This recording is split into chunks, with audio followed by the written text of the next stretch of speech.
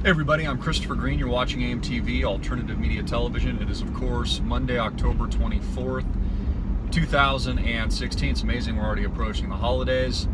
I wanted to give you a little bit of a recap on Donald Trump's Gettysburg address. I thought it was an excellent speech where he laid out his first 100 days in office. Also mentioned that he's going to sue the shit out of the women that have falsely accused him for alleged groping, which we know is total bullshit, total baloney, and a total lie, and it's been utterly fabricated by the Clinton News Network. Notice there was another lady who came forward who's a porn star who tried to play the victim, of which Clinton News Network is highlighting right now with all of their coverage. Allegedly, Donald Trump offered her money to take her out to dinner or something like that. She's a freaking whore! She's a freaking whore! She's a porn star! This lady has no credibility at all. But again, it just goes to emphasize and show you what the George Soros owned and controlled Clinton News Network is all about. And that is trying in all of their power to destroy the credibility of a good man, as one of my subscribers said. Donald Trump is not perfect, but he's a good man, Christopher, is what one of our subscribers told me when I was in Prescott Valley. Thought the speech was excellent. He offered a tax advantage for the middle class. For example, if you're a typical, what they would call nuclear family, no pun intended, your husband, wife, a dick and a vagina, and 2 kids, you'll get a 35% tax reduction under a Donald Trump presidency. I mean, that is amazing. That is absolutely amazing and so stimulative to the economy. That affects probably a lot of you tuning in. I mean, imagine all that money pouring back into the economy, being spent on goods and services, reinvested into small business, hiring new employees, expanding operations. I mean, small businesses are responsible for the growth in this country. So that would be a massive deal. A 35% reduction in taxes for the average middle class family. Now, he also talked, which I thought was excellent, about uniting the country. You know, one of the reasons why he was in Gettysburg, of which Abraham Lincoln is famous for delivering his Gettysburg address at a time when there was great division in America. We are facing the same great division today and as hollow ground. So I think it was a perfect setting to talk about uniting the country and moving us forward. He's going to build a wall. He's going to protect our borders. He's going to prevent, through extreme vetting, radical jihadi terrorists from murdering innocents on our soil. That is something that nobody should disagree with. Nobody. You know, Hillary and Obama want the jihadi terrorists in here. They've created the jihadi terrorism through their geopolitical policies in the Middle East.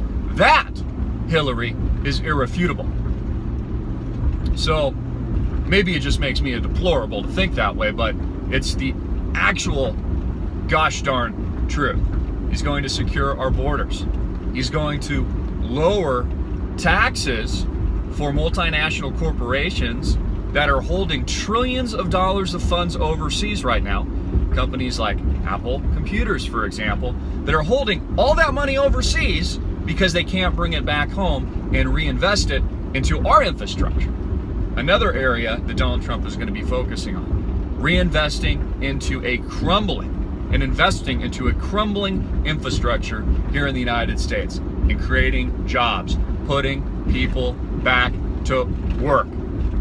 He is going to disinvest and disengage from spending billions of dollars, cutting blank checks essentially to the UN and the United Nations for climate change efforts, and instead worry about our environment here in the United States. Now, some of the open criticism here would be that this is very protectionist, that tariffs are very protectionist, and that Donald Trump is very nationalistic and American-centric. Well, you know what I say? That's freaking fantastic! Finally, we're going to take care of our own country.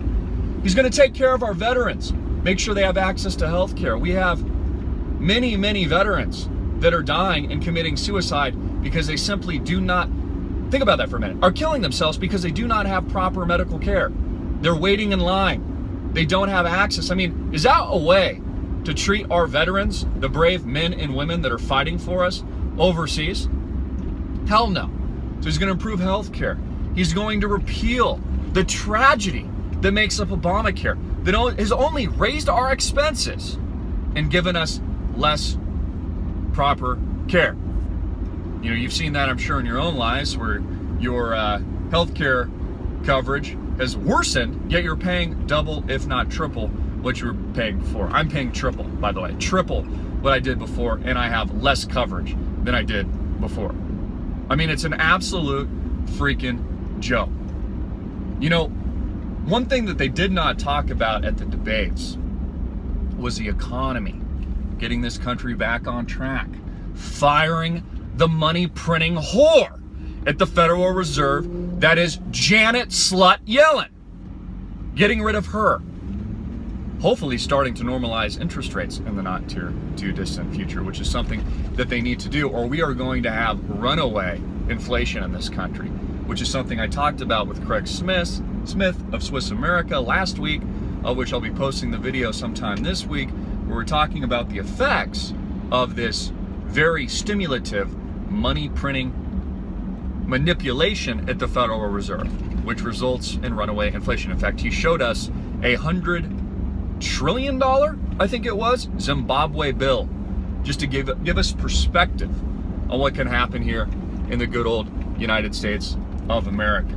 Donald Trump is going to invest in energy in this country and lift restrictions on the Keystone Pipeline and a lot of these projects, and put people back to work in middle America, things that help our country and stimulate our country in a good way, so we can get back on track to real growth, real GDP growth, let's say in the neighborhood of 3 to 5%, which I think would be a much, much healthier position than we are today, where we're barely getting 1% on a 0% interest rate manipulation courtesy of the Federal Reserve, if that.